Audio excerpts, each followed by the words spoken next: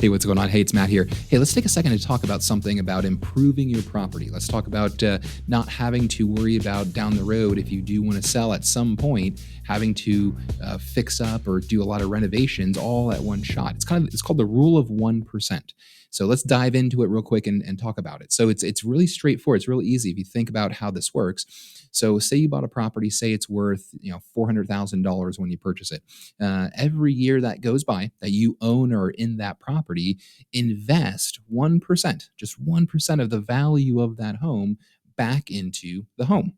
So, for instance, that first year you bought your house at $400,000, take $4,000, again, spread throughout the whole 12 months, the whole year, and somehow work to improve the property, whether it's one larger project or 10 smaller projects. Things you can do to the property to help build the value, and less that you'll have to do at the very end. Most people stay in their homes between 5 and 7 years, that you'll have to do. It'll all be set to go, ready to list, ready to go when the time comes.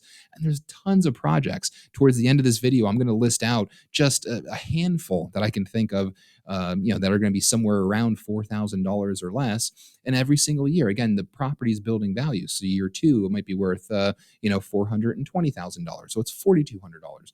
So these are things that you might be doing anyway, but sitting back and not taking proactive steps and thinking of things like this only come back towards the end that you might have to do some of these renovations in order to list and sell your property down the road. So if you're being proactive and thinking about the 1% rule, when the time comes to sell, you'll be well ahead of schedule, well ahead of the game, and now you can focus on the new property, listing your home, and not the renovations or remodels that you're going to feel you have to do or going to have to do to get top dollar.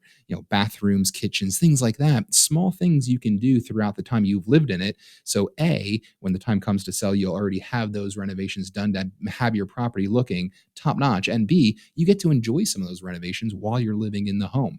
So many times a lot of my clients say, hey, listen, I just renovated my whole house, getting ready to sell, getting it up to speed, and I love it. I don't want to move now. So that's a kind of a good problem, but this will get you ahead of game. So again, it's the rule of 1%, something neat. Just a quick list here towards the end. I'll just scroll through that you can kind of take a look at, but there's myriad of different things to think about. So keep this in mind. Not every situation is going to be that way, but for most people, this will work out fantastic. So any questions, as always, guys, feel free to let me know. Give me a call, shoot me an email. Have a great rest of your day, and I'll talk to you soon.